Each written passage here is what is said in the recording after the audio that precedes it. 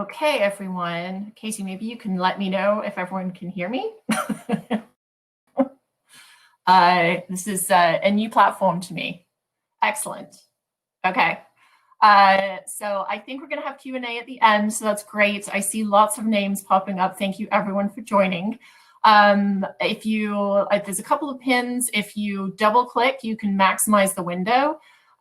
This is a normal PowerPoint slide size, so and I did build it that way, so I'm hoping you'll be able to see everything fairly clearly, but if not, I'm sure we can cover some pieces in the Q&A towards the end. So I'm going to dive right in, tell you a little bit about myself, and then we're going to go and do a poll. So let me just bring up the screen that I need. Okay. So again, thank you for coming. I am Claire Walsh. I have spent 25 years working in IT, mostly in data analytics. I've gone all the way from data warehouses in the 90s, all through big data in the early 2000s, up to present day. So it's been a really interesting journey. I'm very passionate about data. I'll happily talk about it all the time. And it has a connection to why I'm so passionate about the content I'm talking about today. So my current role is VP of Engineering VP of Engineering and Services at Excella. Don't want to forget the services. And I've spent the last 2 years leading groups that involve our software, data, Agile, DevOps, and other capabilities. So it's a great cross-functional team. I have a group of community leads that are responsible for really growing and bringing in new talent so that we can do awesome projects and get awesome results for our clients. I am also responsible for baseline delivery practices at Excella, and that is very relevant to the content that we're going to go through today, because this is about kind of what is that secret sauce for high-performing teams? What does great delivery look like? And so with that, let's go to a poll. Now, I'm trying this. We've practiced it once. It may not work. If it doesn't, that's okay. But if you look in the chat at the very top, there is a poll that is pinned. It says, starts with pollev.com. If you click there, then you should be able to enter words, and I will be able to see that. And then I'm hoping I can share my screen and we can take a look at what people are thinking. Okay, so I'll give everyone a few more minutes, or one more minute, let's say.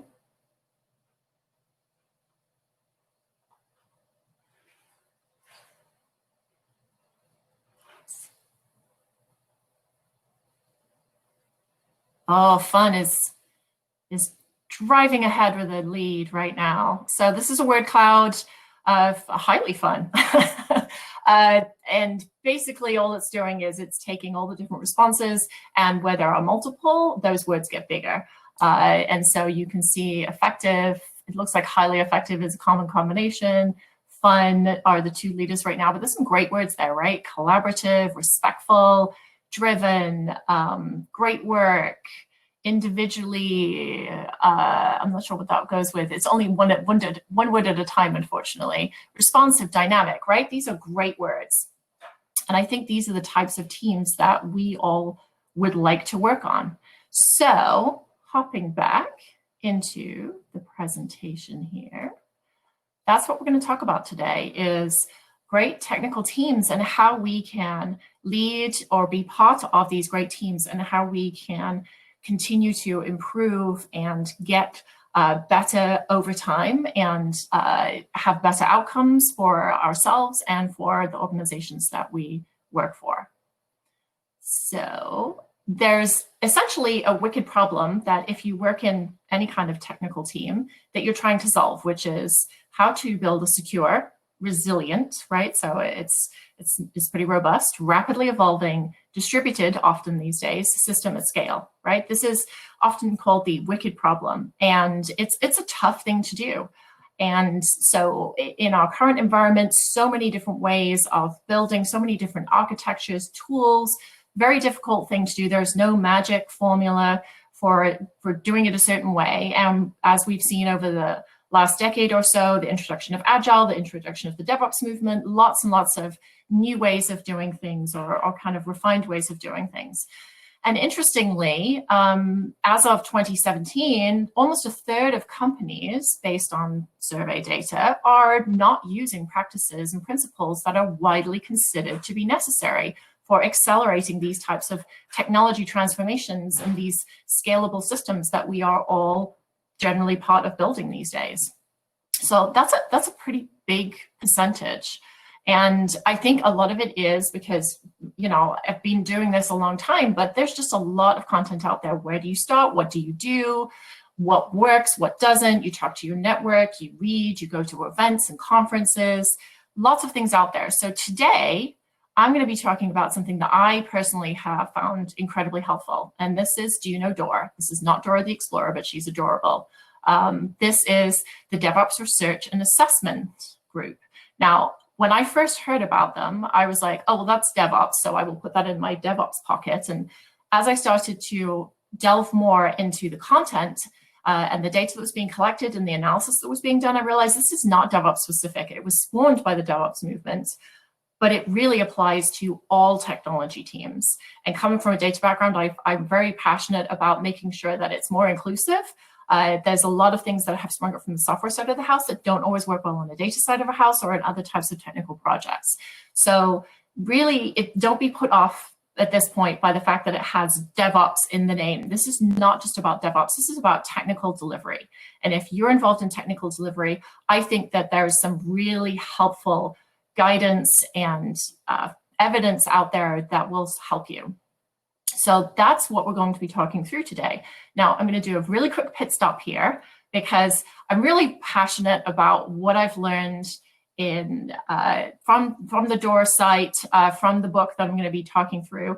And I just want you guys to know that I don't have any affiliation with the people who wrote the book. I'm not launching my own book tour anytime soon. I'm not going on a speaking tour or anything like that. I just have found this incredibly helpful in my role. We found it helpful at Excella. So you will see that I do have a lot of bias towards this.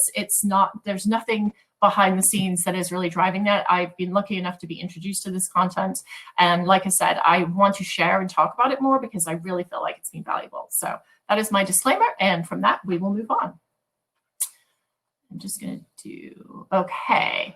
So let's talk about the DORA State of DevOps Research Program. And again, I recognize that it says DevOps. Don't let that put you off. What I love about this is 6 years of global data from over 31,000 people worldwide. It is pretty US centric, which for many of us, we're working in the US, so that's helpful to us. But it's an independent view into practices and capabilities that are driving high performance. So being a girl who's grown up in data, I love things that are data evidence-based, right? Theories are great, but I always want to say, all right, well, what is happening in practice and how can we evolve and refine based on that data-driven decision-making? And the experts here have been using behavioral science to identify the most effective and most efficient ways to develop and deliver software. And again, I would say this also applies to data projects based on my own experience. It applies to technical teams. And so that's what we're going to start talking through. And there's a few different artifacts that I would recommend if this content seems interesting to you that you take a look at. So one is the State of DevOps reports. These are published annually. They started in 2014 and have continued since. There's a lot of great content, and every year, all of the analysis and findings are kind of refreshed, and if things change, those get updated. We're going to be talking about a book called Accelerate, which is really what introduced me to a lot of this content, and those of you that have worked with me at all know that I recommend it, and many on my team have also read this and found a lot of value in it. But this takes the first 4 years of those State of DevOps reports and 23,000 responses at that time across 2,000 different unique organizations, going all the way from like 5 employees all the way up to 10,000 plus. So this is not just something for large organizations or mid-size. This is for all organizations. You can all apply and use the lessons that are being represented here. And that's something that I think is tremendously helpful. So jumping in, let's talk a little bit about, okay, so if this isn't just DevOps, this is more technical team delivery. Well, what is all the fuss about? Why do I think this is so fantastic? Oops, going the wrong way. So really, this is what the secret sauce boils down to. And this is outlined in Accelerate. And then I'm going to have some links later on that talk about the DORA site. They're now owned by Google. There's lots of content online there. And there's other, obviously, the State of DevOps reports and other pieces of information. But really, what the secret sauce is here is focus on capabilities, not levels of maturity. So I think many of us have heard about maturity models, like how do you get from being a novice to a sage in terms of your maturity with a particular capability or a particular, let's say, solution delivery. And when you focus on maturity, you're kind of focusing on, well, how do I get to that more mature stage? You're not focusing on necessarily continuous improvement, especially when you get to the target stage that you want to be at. If you focus on capabilities, then you're really looking at continuous improvement within those capabilities. And you're also measuring business outcomes rather than outputs, which is often another trap I think we've all fallen into in the past, where you're looking at artifacts and like outputs that are coming from teams versus the outcomes. What are the benefits that have come, the value that's come from different ways of delivering?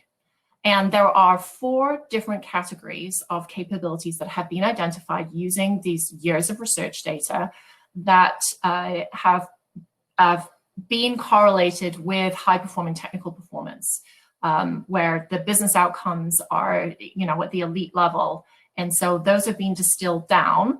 And the Accelerate book presents those in an initial grouping. And then what I'm going to show you here is what's the latest version, which is on the DORA website. And I've put the link in there, and we'll be sharing this afterwards as well. So there are 4 groups of capabilities.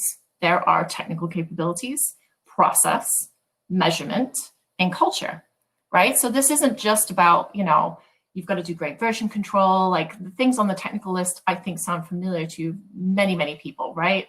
Continuous integration, continuous deployment. Those are the things that have been introduced with the DevOps movement.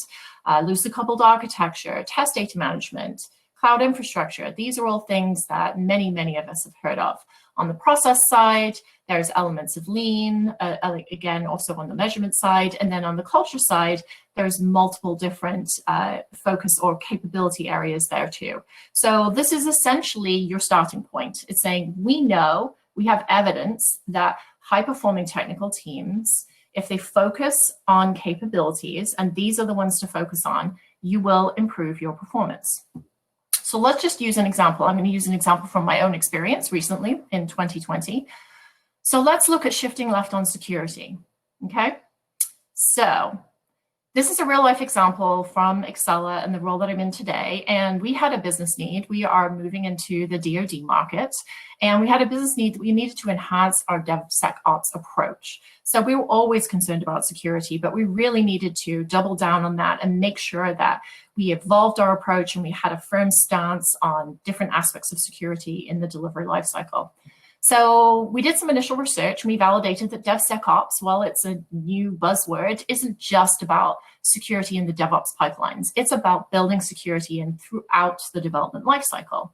And we already work with information security teams today on our clients. We have federal and private sector clients. We don't drive the security policies, but we make sure we're compliant. We make sure that we are being good stewards for our clients' systems and data. So we wondered, well, how do we evolve our approach to security? What can we do? And so what we did was we went to the DORA site and kind of said, okay, well, for DevOps, like for shifting left on security as a capability, what would we do? Okay, so it's saying, get information security involved in design. Great, we do that. Using security approved tools and tech. Yes, we make sure that we do that too. Use automated testing. Yes, we're huge advocates of doing that. And obviously it's a key component of continuous integration and eventually continuous deployment. So what else can we do? So those were some of the initial suggestions from the DORA site, but then for each of the capabilities, they also give you common pitfalls. So as we look through these, we see one and we're like, oh, look at this. Being unfamiliar with common security risks is a pitfall that teams can fall into. And we started asking ourselves, how well do our teams know about possible security risks and things that they should be considering? Like, how can we be more proactive and more consultative as far as security goes versus we're already very collaborative with the information security teams on all of the projects that we have. So then we started thinking about, all right, maybe we need to have some type of security awareness. This evolved over a period of weeks into a security awareness guide that we put together. We actually used the AWS well-architected framework as well to inform this. And we had 4 areas: infrastructure security, data security, access and control, and security incident response, that we put some guidance there down for teams. And then we said, well, we should test this out. So what we did was we identified a couple of teams on key projects and said, hey, would you work with us to take a look and see if this is helpful? And we got some great feedback from that on what was helpful, what wasn't. And in each case, we were able to identify areas where our teams could evolve and expand and be more proactive in the security approach on those accounts. And they are now factoring those in, prioritizing those into their backlogs, and adding those things in that came from us. They were not compliance requirements that were coming from our clients. And this has helped to validate what we've got in our guide, and has also allowed us to say, yes, this is how we approach this. This is how we support this. This is how we will continue to evolve this, because obviously this isn't a static document. It needs to be, it lives on GitHub, and we will continue to refine and add to it as tech, tools, and vulnerabilities and threats change. So we found it really helpful. So that was one example, and obviously that's a technical capability, right? Those are some of the easiest for us to talk about and execute on. They're like, okay, well, if I learn how to do automated testing, that's going to help. If I learn, if I start doing more trunk-based development, that's going to help. So those are a little bit easier to grasp, but there's a bigger picture here, and this is really relating to that culture box on the capabilities list, right? These are harder things to do. Process change is hard, technical change is hard, measurement is hard. They're all hard, but culture change, I would argue, probably one of the hardest things to do. And one of the things that I found really fascinating about the capabilities that are shown in the culture box here is the Western organizational culture. So let's just talk about that a little bit. I don't know if, I'm sure some of you have heard of it. In fact, I know some of you do, because I know some of the folks on the line. But this was something that I hadn't really heard about before, and I found it really, really helpful to just dig into. So Westrum in 1988 came up with this theory that posited that organizations with a better information flow function more effectively. And so that makes sense, right? If information is flowing more freely, people are more informed, everyone feels more empowered, great. And what he did was he classified organizations into 3 separate groups. So there are pathological organizations, they are power oriented. Then you've got bureaucratic organizations, they're more rule oriented. And then you've got generative organizations, they are performance oriented. So what do these organizations look like? What are the characteristics that you would typically see? Well, he gave more information and said, this is kind of how I group these. So a pathological organization, which probably doesn't have the most positive sounding name, is probably, it's very similar to what you would think. So there's a lot of fear and threat and kind of piling up of kind of like authority and consequences. It's not a great place to be. It is, power is everything, and people tend to kind of keep power to themselves so that they can continue to be what they think is successful. So it's a tough place to work. A bureaucratic organization is more focused on, we have rules, you need to follow the rules. There's a lot of, nope, you can't do that you don't have a lot of freedom and flexibility because the rules are there, and if they haven't been revised, then you're breaking the rules. And then there's you need to follow the rules, and the rules we will be following is my rule book versus your rule book. So it's tougher to navigate, right? And bureaucracy, I know we all think about things like DMV forms and things like that. So that's your kind of classic bureaucratic organization. And then Western also talks about the generative culture. So in the generative culture, it's very goal-oriented. Everyone has, they have goals and missions that they're oriented around. You can get to that goal, well, however makes sense to you, right? You and the team that you're working with. So you'll see here, I kind of have this squiggly line. You're not going from point A to point B, kind of adapting and modifying just like we would in any kind of agile way where we're getting fast feedback and we're pivoting where we need to. That's encouraged in a generative organization. And then success is celebrated. You reach that goal, it's high five, great. How can we continue to do more of those things, right? So when you look at this, and this is the actual table that Western put together that you can see. I always laugh when but when I look at the messages line on this and the pathological, the power-oriented organization, messages are shot, right? Messages are punished for delivering information. In the bureaucratic one, they're more neglected, but in the generative organization, they are trained and there's high cooperation, risks are shared. It's not, like being pushed onto other people. Bridging across teams and across groups is encouraged. If there's a failure, at least inquiry versus scapegoating or justice. And novelty is encouraged and implemented. So I don't know about you, but the organization that I want to work in and that I would like to encourage and kind of set the stage for my group is the generative one.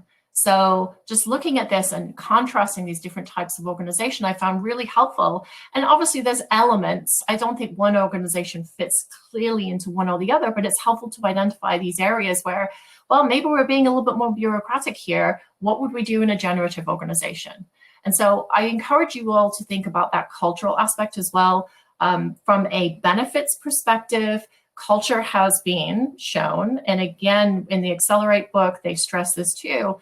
Culture drives performance. It drives our delivery performance and our organizational performance. So culture starts at the top, right? So for any of us who are leaders, we are looking, how can we set that great high-performing culture for our teams? It starts with us. And so understanding the different cultural differences and how we can adopt those that are proven to spawn success in delivery and ultimately organizational performance is really, really important. And as I said, really, really difficult to do, but there are resources out there, there's ideas, suggestions, like there's ways for us to continue to focus and evolve as far as culture goes, as well as all of those technical practices and processes and measurement changes that we reviewed on the list too. So that being said, where do you start? So there's a lot of capabilities in the list. There were originally 24 in the Accelerate book. I think it's now up to 30 something.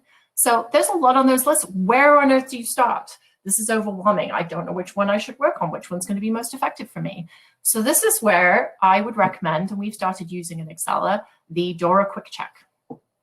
The quick check helps you measure your baseline, and it's measuring outcomes, not outputs, as I talked about. So it's not measuring what software you delivered.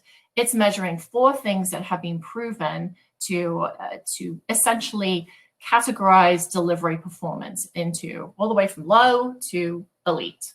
So lead time, release frequency, time to restore service after an outage, and change fail rate. So if you deploy a change, how often do you have to roll that back or make a fix to it?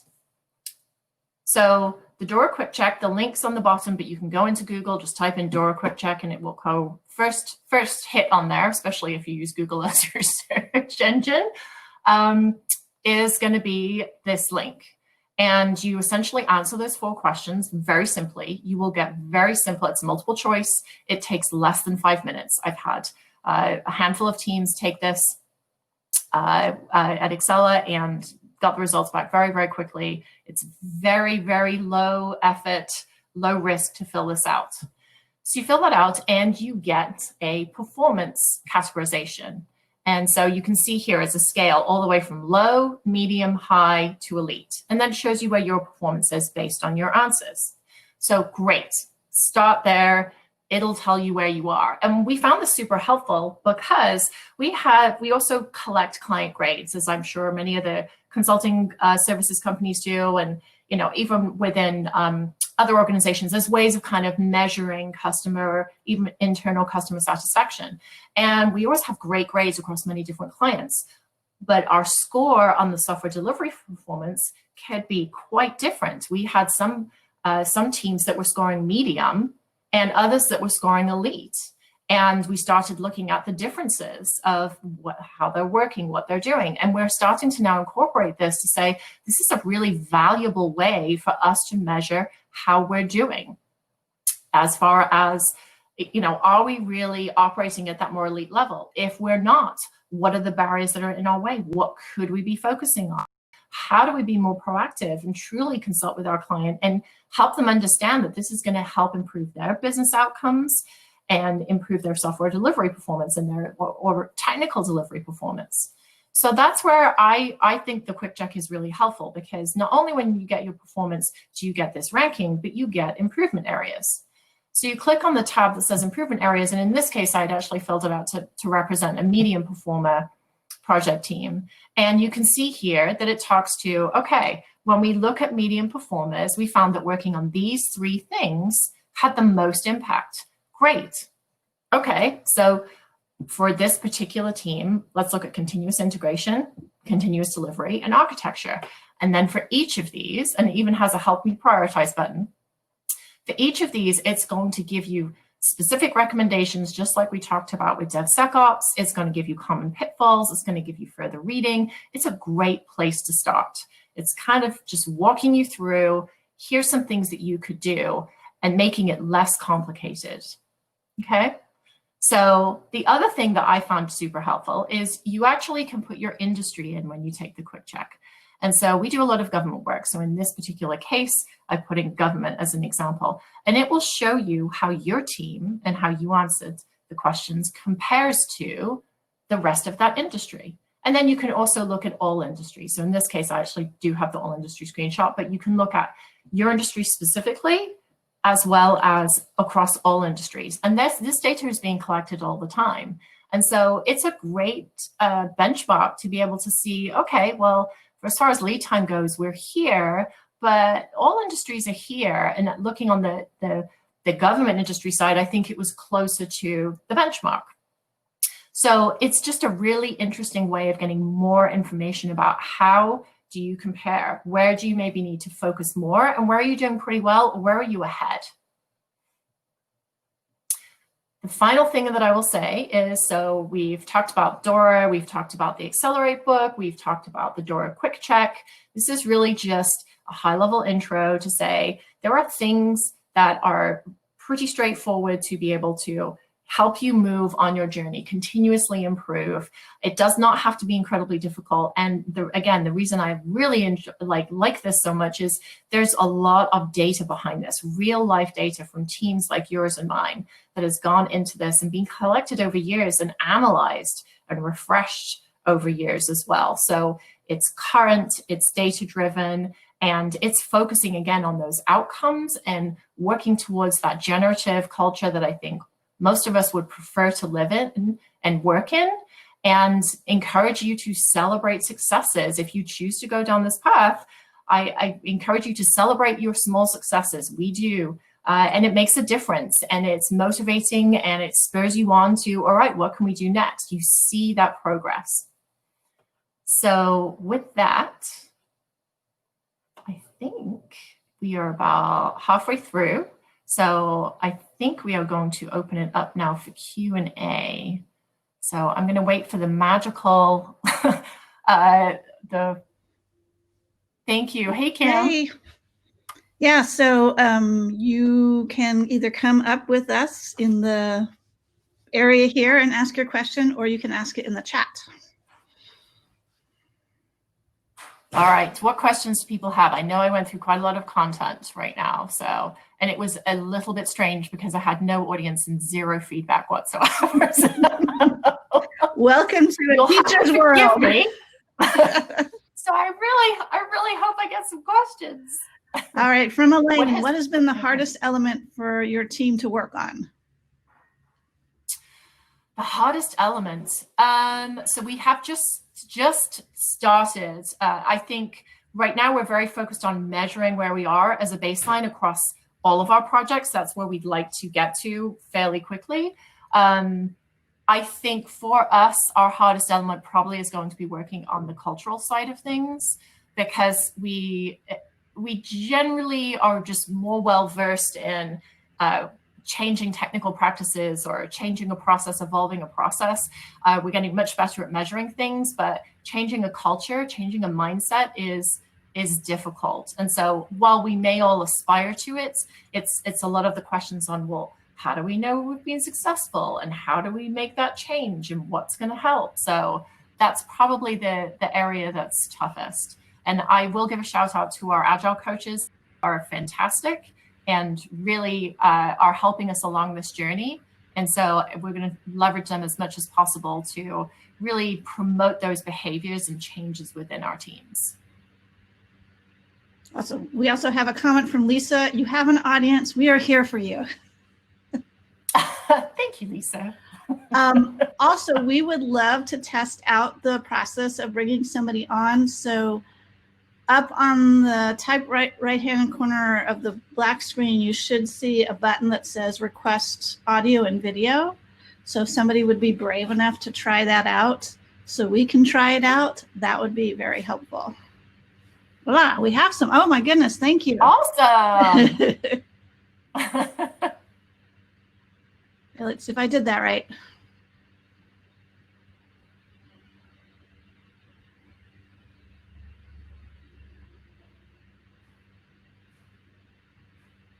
All right. Oh, yay. Oh, yeah, there I am. Yeah, it worked. It worked. Claire, I feel like I'm on. I'm wondering, have you experienced or have any experience with teams that are really competitive, either between other teams or within their own team, and especially when it's skewed kind of negatively, where people are in that maybe more power-focused structure on the Westrom scale, and they are competing against each other instead of kind of like in a more proactive or productive way? Yes, I have, and that's why I'm laughing.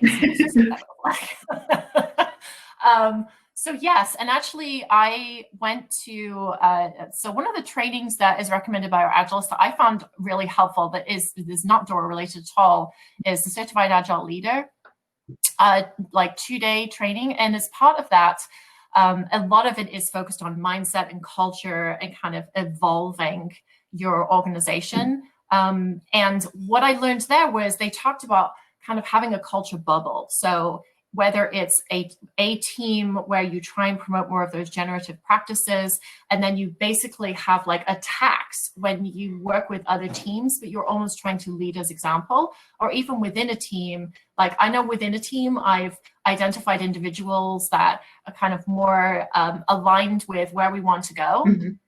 And we've tried to kind of show kind of the positives about that and try and kind of spread the wealth in like lead by example, essentially. And sometimes that can help too. It's tough. I mean, there are definitely elements of our organization that are more bureaucratic. And so it's, it's working out how do you best work with another team and encourage them and be, I'm big into positive reinforcement, but at the same time, like not actually, requiring or mandating. Like that's something that it doesn't tend to work well. So it's really trying to inspire, which is hard to do, right? So. Okay, well, thank you. Hi, Elizabeth. Hi, my question was actually very similar. I was wondering if you have tips for monitoring and making adjustments if you see teams going towards the pathological or bureaucratic. So that's a good question. So yeah, I think like everybody has bad days, but if you start to see trends, if I start to see trends where people are getting, more towards that pathological kind of mindset, then I think, you have to think about interventions. And I also think that's a great time you don't have to do this alone, right? Like reach out. I know I reach out a lot internally and just ask for another pair of eyes on a problem, or, other people's experiences with what's worked, or I may have an idea of what I'm thinking of doing and I run it past a few people and see if they throw up all over it and say it's a terrible idea. Or, I am very much a think while I speak type person. So I like to just talk things through with at least, another person. And then it helps me evolve, an approach. And then I think don't be afraid to adapt, inspect and adapt, right? So try something. If it really looks like it's not working, all right, what else is in my arsenal that I can maybe, try instead? Or just saying, hey, I'm just not being very successful with this right now. So who does have success doing these types of things? How can I have them, work with me or help me? There's, I would say in most organizations, those folks are there, and it's great to be able to pull them in. And then obviously the opposite, volunteering your time and helping others when, they're struggling. Sometimes it's just easier not being part of a team and having, being able to come in with that external perspective. So I think that's really valuable too. Thank you.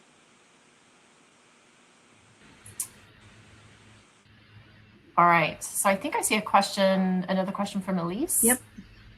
How do you get executive level buy-in to take the time to implement some of these strategies? So I think, from my perspective, I'm looking first to see if other things that I can do that don't necessarily need executive level buy-in.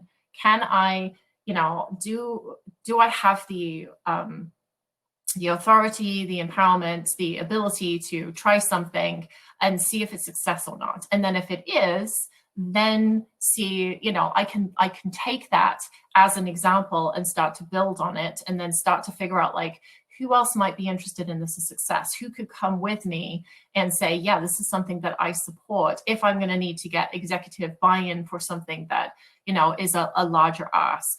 So that's generally how I try and approach things. If it's more coming from the top, generally I will. So I report into the CTO. Generally, I'm gonna try and make my case there first, and then also talk with our COO and others, and try and get different executives on board before I go to the full panel. So.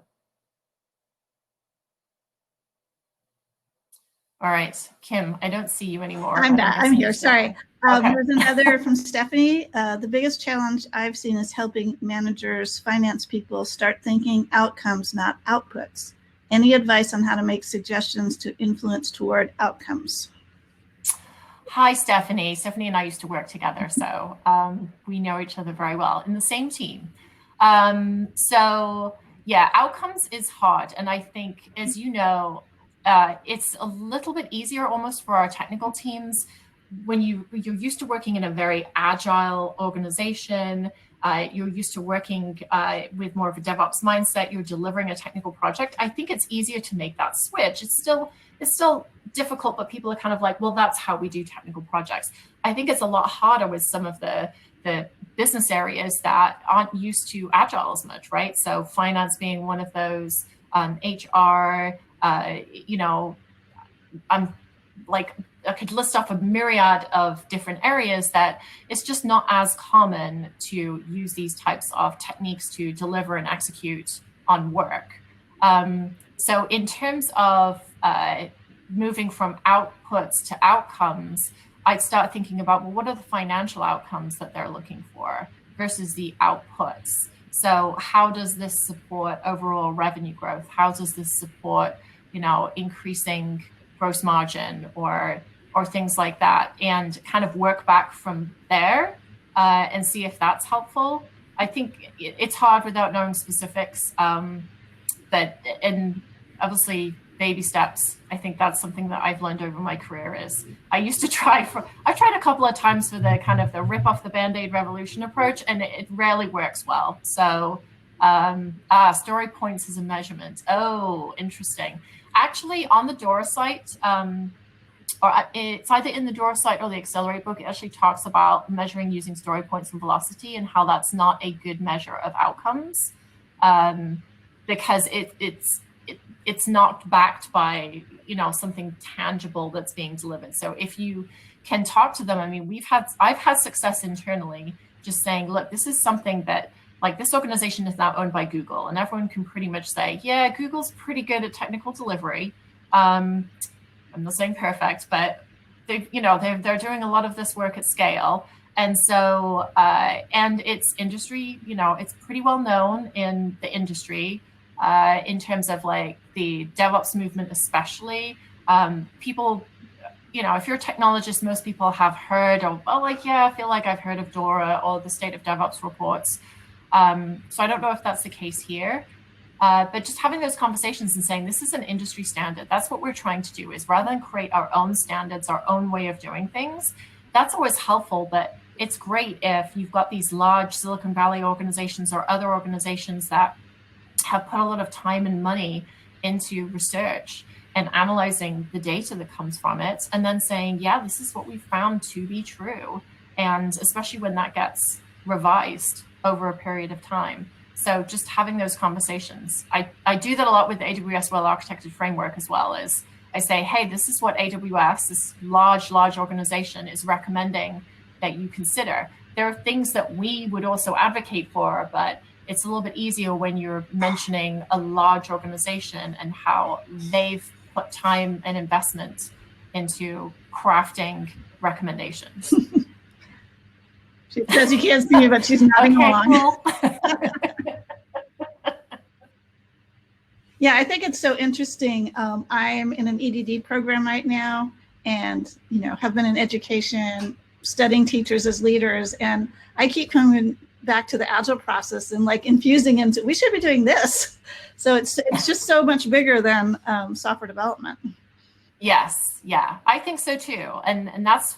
I think because I've worked in data projects, that gives me a little bit of extra kind of street cred with some of my teams that aren't software focused. The data side, some of our services, Agile change management, things like that, our designers, like I get it. A lot of techniques that we use originated in the software space, but it doesn't mean they're not valuable.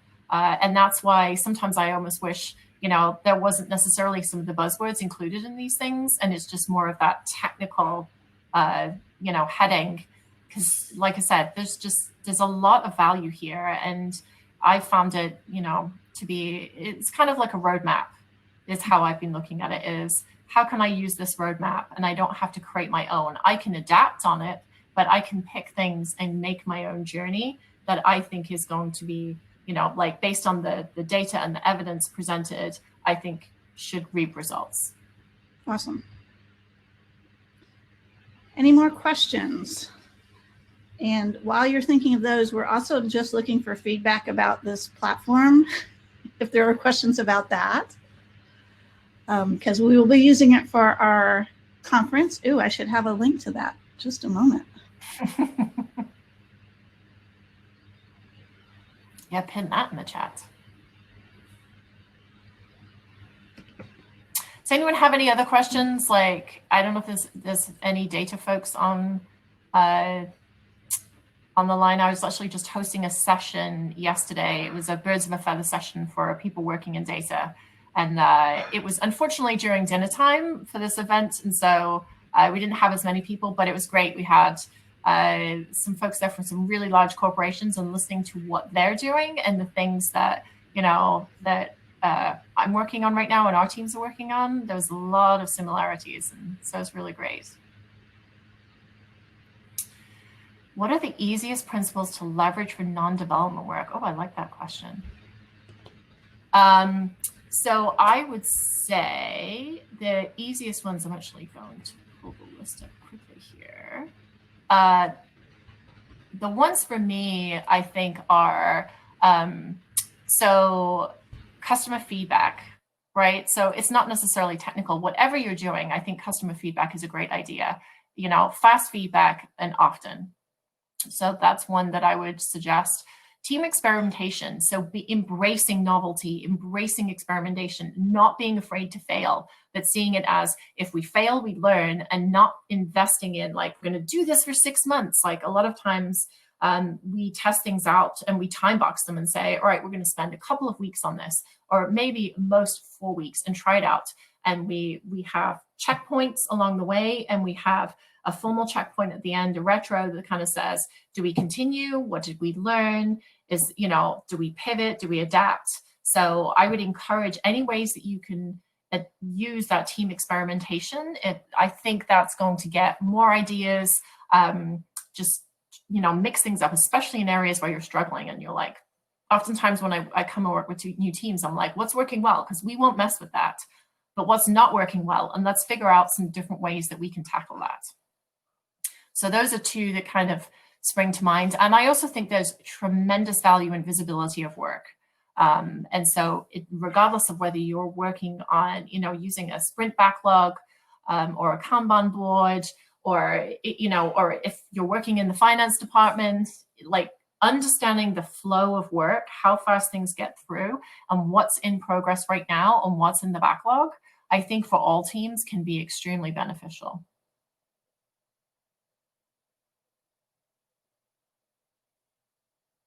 Great. Anything else?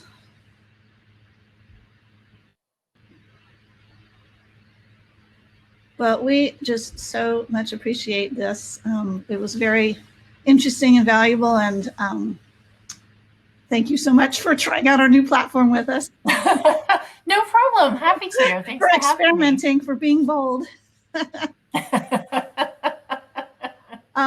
We do have 10 minutes, and I believe, Katie, do we have the networking area open if people want to experiment with that? Yes. All right. Yes. So if you'd like to experiment, under sessions icon is a networking icon. And what this does is this will randomly pair you up with somebody for just a few minutes so you can get to know somebody a little bit better and get some face time with people.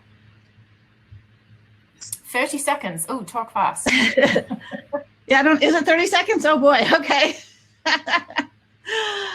So if you would like to try that, I think it'll only be open for the next 9 minutes, but it's another area that we can get connected.